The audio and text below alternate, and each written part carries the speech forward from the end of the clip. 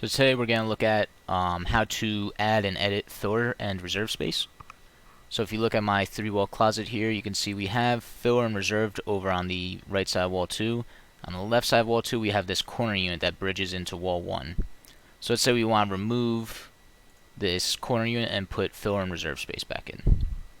Let's come into the wall, let's go to this corner unit and delete it out.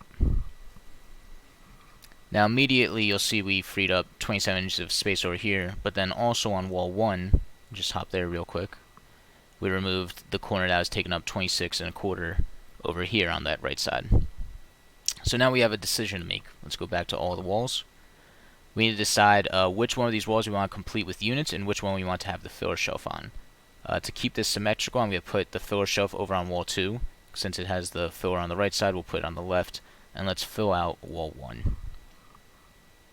So let's come in, add a unit, and let's expand that out to fill up all that open space. Now on wall 2, real quickly over in the overhead, you can see these units are now overlapping without a corner unit there. So we don't want that, so let's take a look at what that's looking like. Since we don't have that filler and reserve space in there, these units are just crashing into each other. So in order to avoid that, we need to put in this filler space.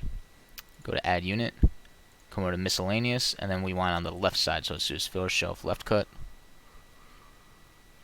And it comes in, you can see the filler is 13 wide, that's my default settings, and then the reserve is 14 wide, which is the depth of that unit, so it's not crashing into it.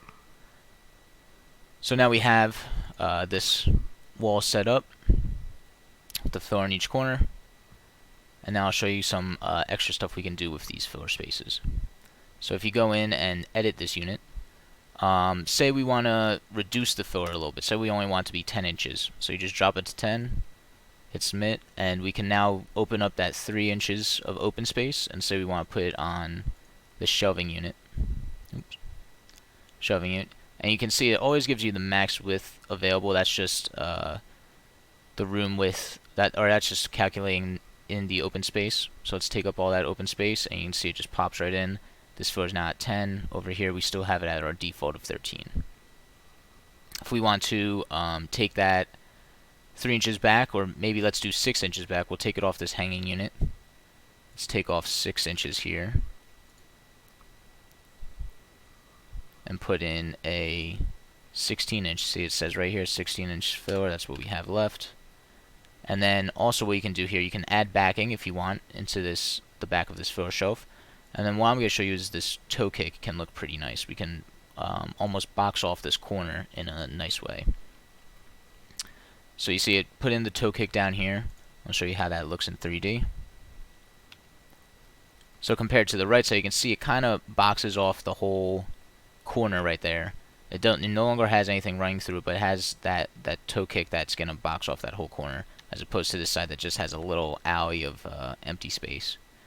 So this is a good stylistic way to design your closet if you like this toe kick down here.